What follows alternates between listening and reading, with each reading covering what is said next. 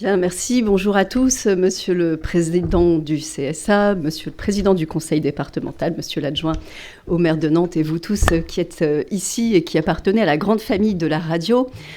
Je suis heureuse de vous accueillir ce matin, d'autant plus que ce dossier de la radio numérique terrestre a fait partie des tout premiers dossiers sur lesquels j'ai été interpellée lors de mon arrivée dans mes fonctions en tant que vice-présidente en charge de la culture. C'était en janvier 2016 et nous avons depuis beaucoup travaillé avec les acteurs du territoire et notamment la FRAP, la Fédération associative des radios associatives des Pays de la Loire, dont je salue le président, Patrick Longchamp, qui, je crois, prendra la parole tout à l'heure et avec laquelle nous avons pu conduire ce travail, puisque vous l'avez dit, il est important de pouvoir se fédérer pour travailler à la mise en place de ces enjeux. Alors, la région des Pays de la Loire, bien sûr, soutient le développement de la radio numérique terrestre. Nous le faisons au travers d'un soutien important que nous avons apporté au GRAM, au groupement des radios associatives de la métropole, également aux côtés des acteurs vendéens, et puis par la suite pour l'ensemble du territoire.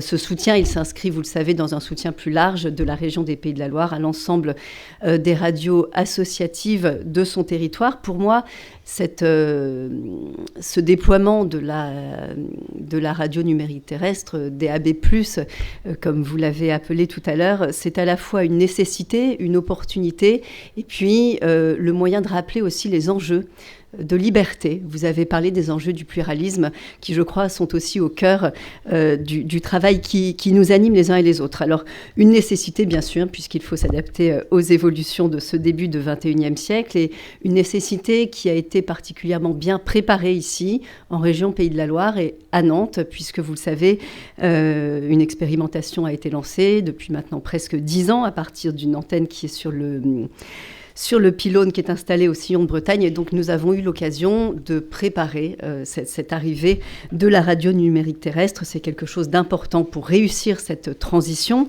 Et puis, il nous faudra aussi, et vous en avez dit un mot, je vous en remercie, préparer la suite, préparer le déploiement sur l'ensemble du territoire des Pays de la Loire, avec, bien sûr, aujourd'hui, la Loire-Atlantique et la Vendée, mais demain, le Maine-et-Loire, la Sarthe, la Mayenne, je crois que c'est prévu pour un peu plus tard.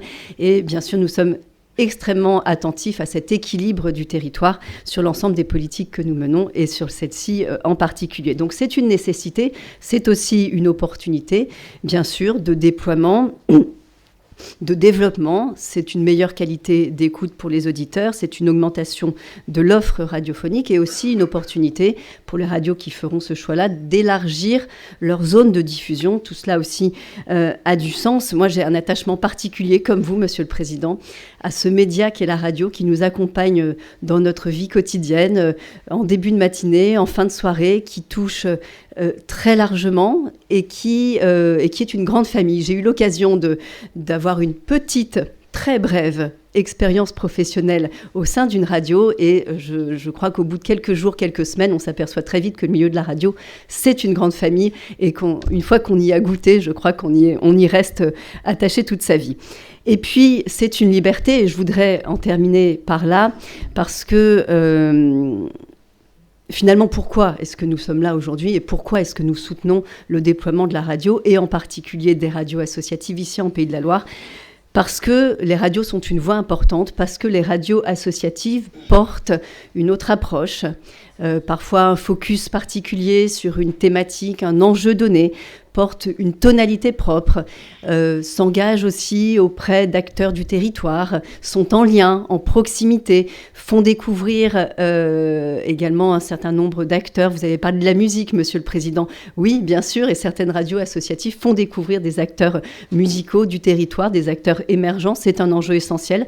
Elles portent aussi le bénévolat sur l'ensemble du territoire. Ça aussi, c'est quelque chose auquel nous sommes extrêmement attachés dans la région des Pays de la Loire. Nous lançons une fondation régionale pour le bénévolat. Les radios y prennent aussi toute leur part. Et puis derrière tout cela, bien sûr, c'est la question du pluralisme, de la liberté, de faire entendre des tonalités, des approches un peu différentes. Et dans ce monde où l'homogénéité culturelle n'est jamais très loin et nous guette toujours, je crois que c'est aussi important de rappeler cet enjeu-là. Voilà, merci à vous et puis bon déploiement pour l'ensemble des acteurs de notre région.